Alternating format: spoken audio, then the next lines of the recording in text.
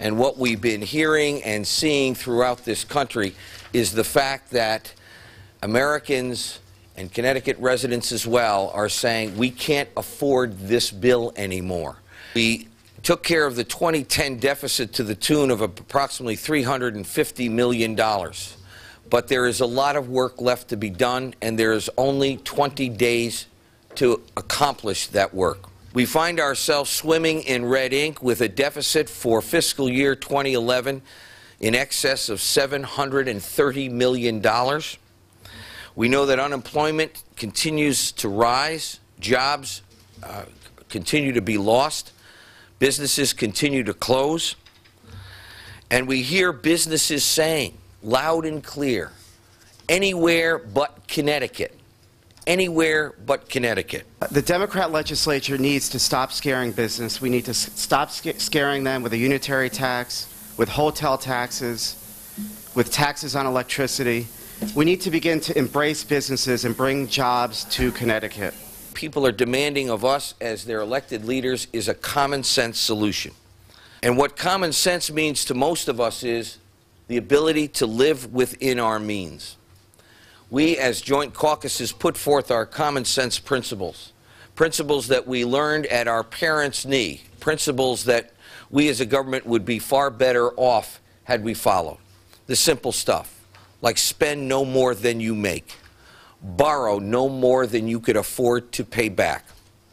If it ain't broke, don't fix it, but if it is broken, get rid of it. A principle based upon the fact that the more government tries to do, the less it does well. And that we should have all the government we need, but only the government we need. We're up against $736 million deficit. Over 100,000 of our residents, 100,000 of them, have lost their jobs in the last 2 years. Over 10,000 businesses have closed their doors. These are not going to be easy decisions. Making decisions on spending cuts doesn't come easy to any one of us. A lot of the programs that we know we need to talk about affect human lives in Connecticut, but they need to be considered. We cannot continue to spend more money than we bring in. In all cases, currently, we propose not to cut funding to municipalities because we know today, in their budget situations, a cut from us is a tax by them on the people that we're trying to save money for.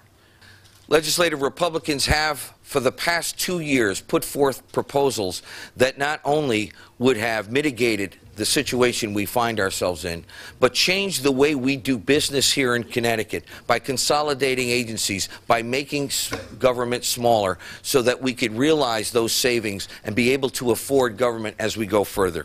If we are, as a legislature, going to say, you know, we suggested that and they never did it, so the heck with it. No. We have to insist that we do it. We have to insist that we do it. Everybody in the world's talking about it. Why can't we do it?